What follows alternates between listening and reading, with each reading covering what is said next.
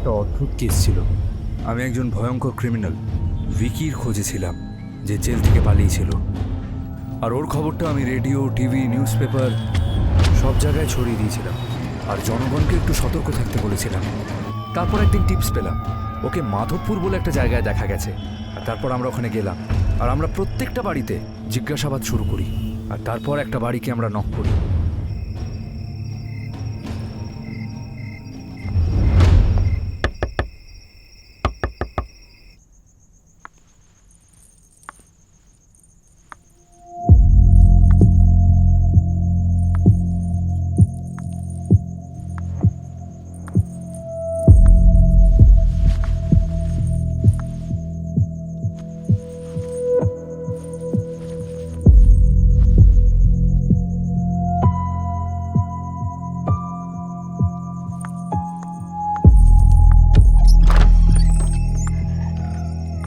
দেখুন, সতর্ক থাকুন।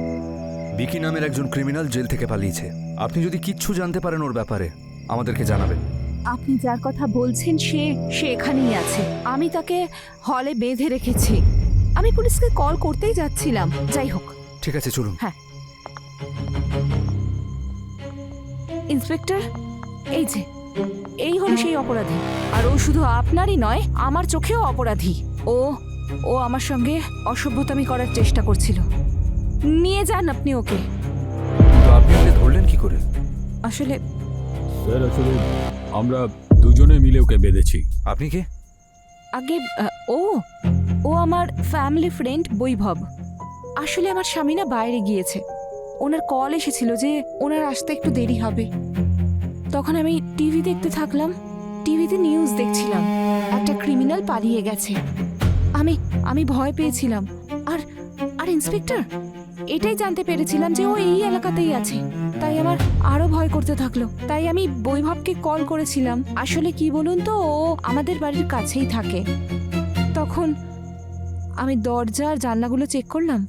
আমার মনে হলো যে আমি সব ঠিকঠাক বন্ধ করেছি, কিন্তু হ্যালো, আমাকে সবাই ভিকি বলে ডাকে। হয়তো তুমি ভয়ের চোটে হলের দরজাটা খোলা রেখে দিয়েছিলে। তুমি সেই না? কিন্তু আমি তো একটা সাপ। একটা ছোট্ট গর্তও যদি দেখতে পাই, সেখানে ঢুকে পড়ি। মোবাইলটা আমার কাছেই থাকুক। আচ্ছা, তুমি সেই না? ওদিকে গিয়ে দাঁড়াও।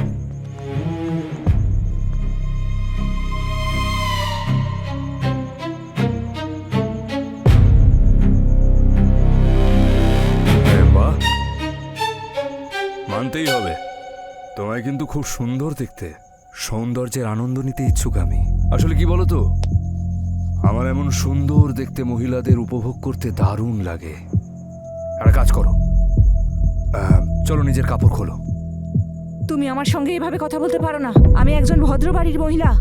ও, তাহলে তুমি ভদ্র ঘরের, কিন্তু আমি একজন অভদ্র লোক। তাই আর বলবো না। এবার যদি কোনো বাহানা করো, তবে এই ছুরিটা দিয়েই গোটা শরীরটা কেটে ফেলবো। চলো খোলো, 3 পর্যন্ত গুনবো। 1, 2, 3, খোলো।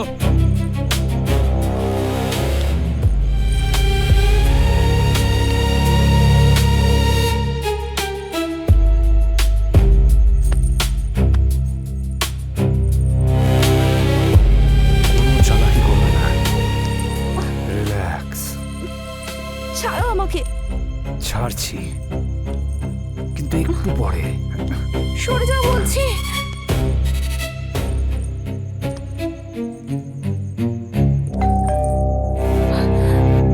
সরো। ডিনারটা করতে যাচ্ছিলাম, কিন্তু কেউ এসে থালা উল্টে দিল। শিট। ছাড়ো। কে হতে পারে? স্বামীও। স্বামী হলে ঠিক আছে, কিন্তু যদি পুলিশের লোক হয়, তাহলে চাঁদে পাঠিয়ে দেব। চলো চলো চলো চলো চলো।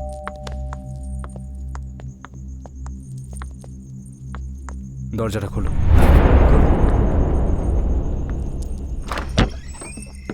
বৈভব, বাঁচাও আমায়। কে রে তুই? ছাড়ো কে? সেই ব্যক্তি যার পেছনে পুলিশ পড়ে আছে। এবার ভালোই ভালোই ভেতরে চলে এসো আর দরজাটা বন্ধ করে দাও। নয়তো আমি আরে কিন্তু না, ওর না, গলা না, কেটে না। দেবো। তাড়াতাড়ি করো, ব্যথা করছে আমার। তাড়াতাড়ি করো। ঠিক আছে ঠিক আছে। দরজা বন্ধ করো। যা যা যা, চলে যা। তুমি চল ভেতরে। আমি বললাম ভেতরে যেতে। আমি বলছি আস্তে করে সোফায় বসে যা। বস। বৈভব, বাঁচাও আমাকে। হ্যাঁ, এটা কি? তুই কি সবজি বাজার থেকে আসছিস নাকি? হ্যাঁ, একটা কাজ কর, চল এই দড়িটা তোল তোল, এবার ওকে বাঁধ। তুমি কি করছো? এটা ঠিক করছো না একদমই। বাঁধ। আমি ঠিক কাজটা কবে করেছি?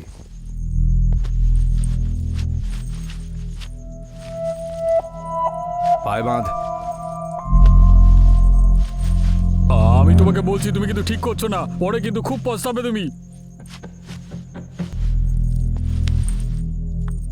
কেন করছো এসব? একদমই ঠিক নয়।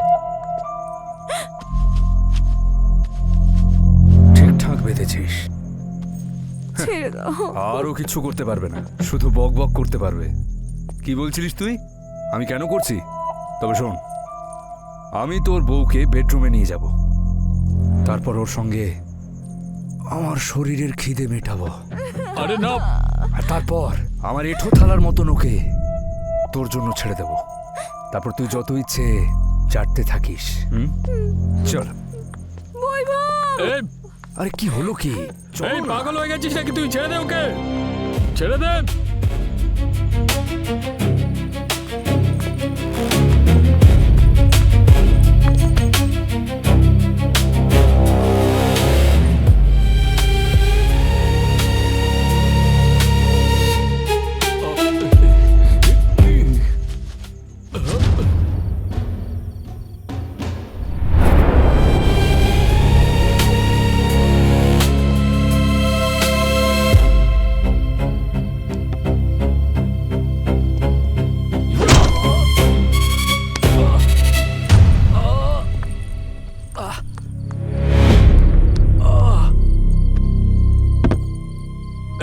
একটা কাজ করো, তাড়াতাড়ি দড়িটা নিয়ে এসো।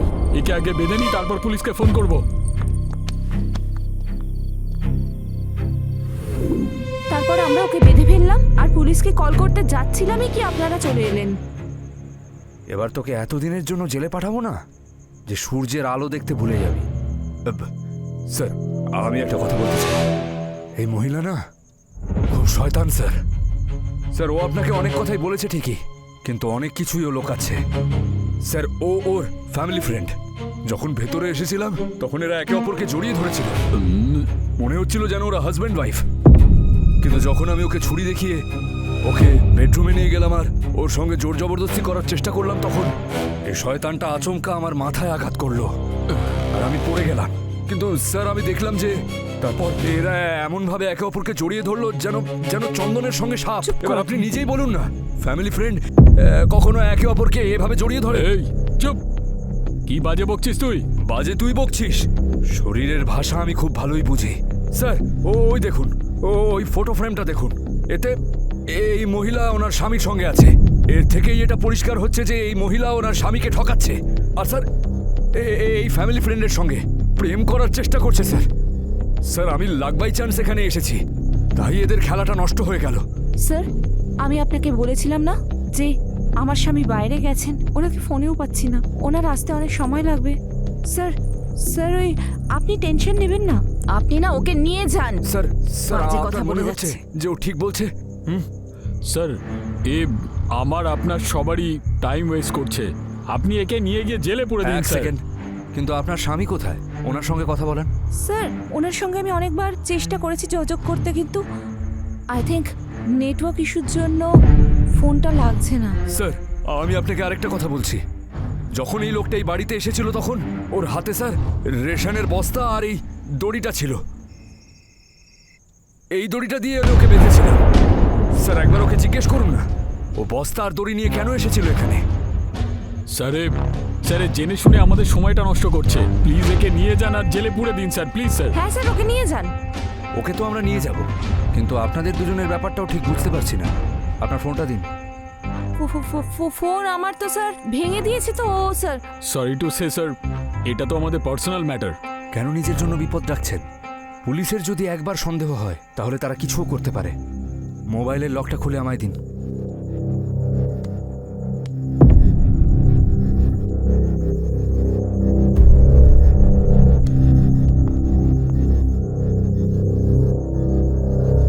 কামিনী ডার্লিং, আমি আসছি।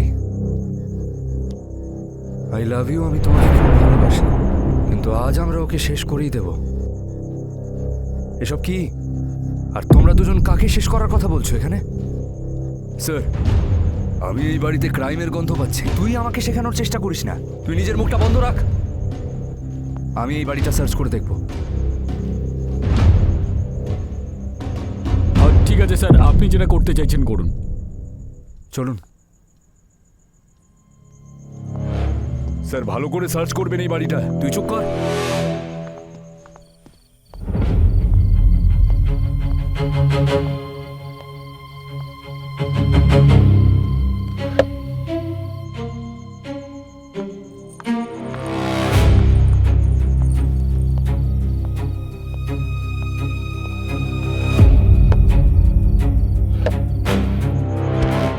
মহিলার ছদ্মবেশে শয়তান, আর এমন মহিলাদেরই আমার খুব পছন্দ। ইন্সপেক্টর বাবু দেখুন, আমি মানছি যে আমার আর কামিনীর মধ্যে একটা অ্যাফেয়ার চলছে, কিন্তু আমরা কিছু ভুল তো করিনি। মানে ভালোবাসাটা তো কোনো অপরাধের মধ্যে পড়ে না, না? এটা প্রেম নয়, এটা কাম। আর যেখানে কাম থাকে সেখানে কিছু না কিছু গন্ডগোল হয়। আর তাই হয়তো এই বাড়িটার পরিবেশ আমার ভালো লাগছে না। এবার বলো, সত্যি করে বলো কি হয়েছে? হয়তো পরে দেখা হবে। দাঁড়া, পালানোর চেষ্টা করিস না। বৈভব, আমায় আটকানোর চেষ্টা করো না ইন্সপেক্টর, নয়তো আমি ওর গলা কেটে দেব। এই সব করে কিন্তু তুই পার পাবি না, বুঝলি? চুপ! রিভলভার নিচে করো। আমি বললাম রিভলভার নিচে করো। কামিনী, দাঁড়া তুই। আমি ভিকিকে ধরার জন্য ওর পিছু নিলাম, কিন্তু বাইরে যে পুলিশের টিম আমার সঙ্গে এসেছিল তারাই ওকে ধরলো। এবার আমি ভাবলাম যে ওই বাড়িতে গিয়ে একবার খোঁজ নিই যে ওখানে কি গন্ডগোল হয়েছে। আমি ফেরত এলাম, সৌভাগ্যবশত দরজা খোলা ছিল।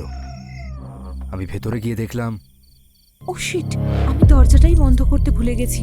আরে দাঁড়াও, এমনিতে তোমার চালটা তো কাজ করে গেল। তুমি বিকির হাতের দড়ি খুলে দিলে, আর ওই পাগলটা পালিয়ে গেল, আর ওর পেছন পেছন পুলিশ ইন্সপেক্টরটাও চলে গেল।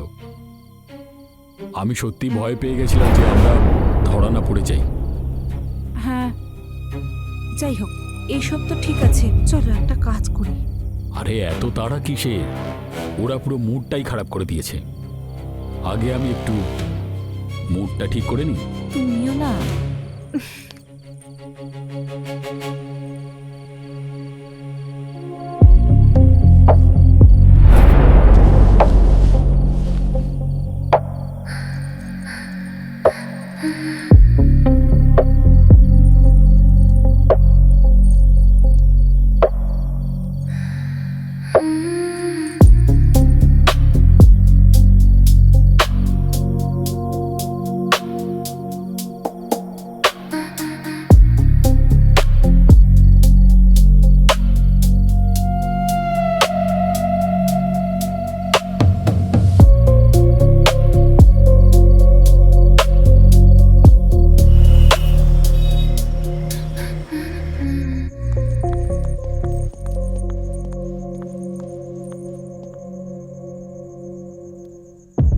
আমার মনে হচ্ছে একে কমপক্ষে 4টে টুকরো করতেই হবে, তখনই আমি একে নিয়ে যেতে পারবো। কিন্তু আমার তো ওকে দেখে ভয় করছে।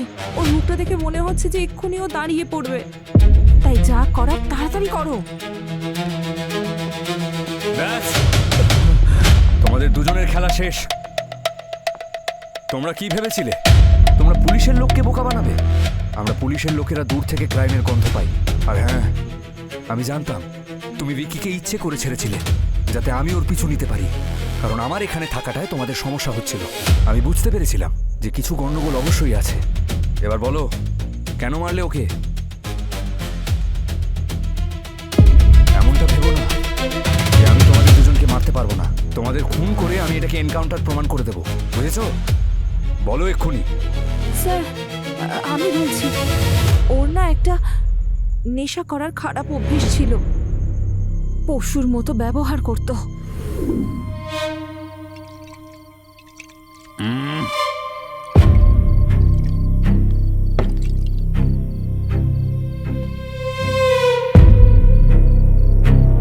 কখন থেকে তোমার জন্য ওয়েট করছি।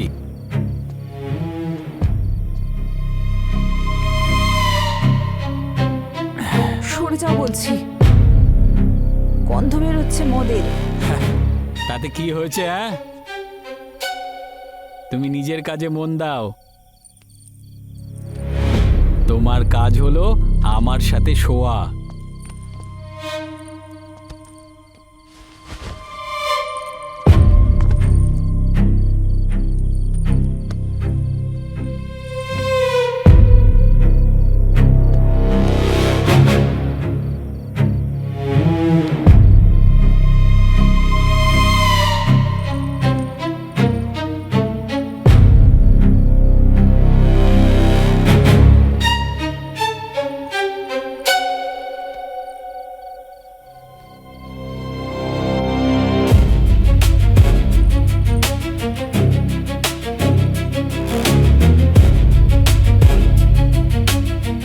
ও রোজ এরকম করতো।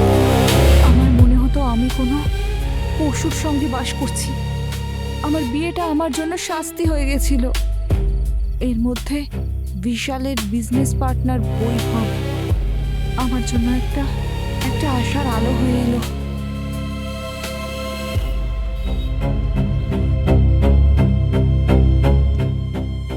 কি হলো? তোমাকে এত চিন্তিত মনে হচ্ছে কেন? আসলে কিচ্ছু না।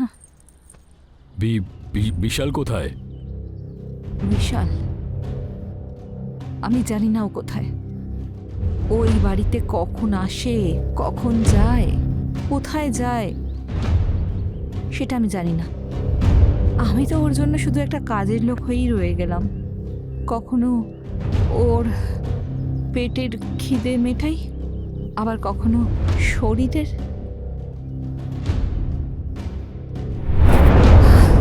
আমি একদমই জানতাম না যে বিশাল তোমার সঙ্গে এরকম করে। তোমার জন্য আমার খুব খারাপ লাগছে। যদি তোমার মতো বউ যদি আমি পেতাম না, তাহলে তোমাকে সব সময় মাথায় তুলে রাখতাম।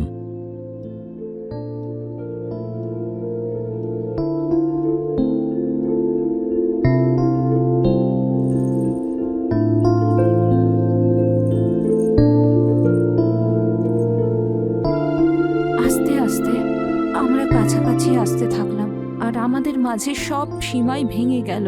যখন বিশাল বাড়িতে থাকতো না, তখন আমরা সুযোগ বুঝে একে অপরের সঙ্গে সময় কাটাতাম।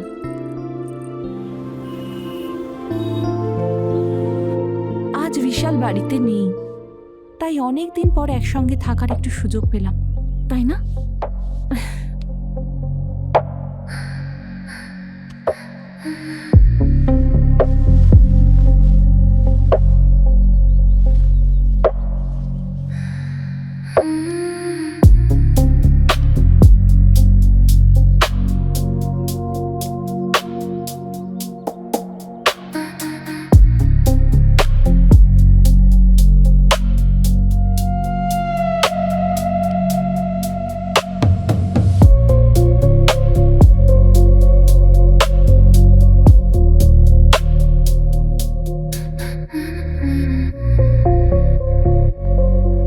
তাহলে এসব হচ্ছে আমার পেছনে গিয়ে এইসব কাজ চলছে? তাহলে তোকে তো আমি প্রাণেই মেরে ফেলবো। বিশাল, এই, ছাড় ওকে। তুমি আমার গায়ে হাত দিচ্ছ। তোমাদের দুজনকেই আমি মেরে ফেলবো। তোমাদের দুজনকে এখানেই শেষ করে দেবো আমি। বিশাল! আহ! তোমরা দুজনে বাঁচতে পারবে না। আমি তোমাদেরকে প্রাণেই মেরে ফেলবো। আয়, আয়, আহ!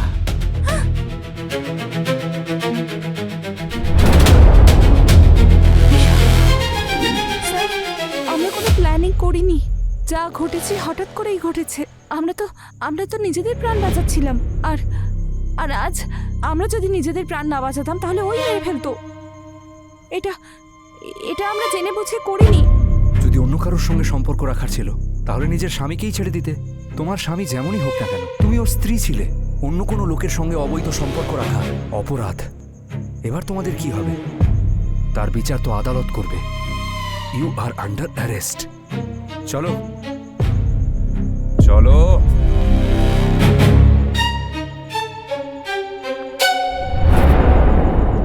আমি ওদের দুজনকেই অ্যারেস্ট করলাম, আর কিছুদিন পরেই ওরা শাস্তি পেল। কখনো কখনো জীবনটাই কেমন একটা খেলা খেলে। আমি গিয়েছিলাম ভিকি নামে এক ক্রিমিনালকে ধরতে, আর ওখানে আমি আরও দুজন ক্রিমিনালকে পেয়ে গেলাম। কখনো কখনো আমি ভাবি, যদি আমি সেদিন ওখানে না যেতাম তাহলে হয়তো আমি কামিনী আর বৈভবকে কোনোদিনই ধরতে পারতাম না।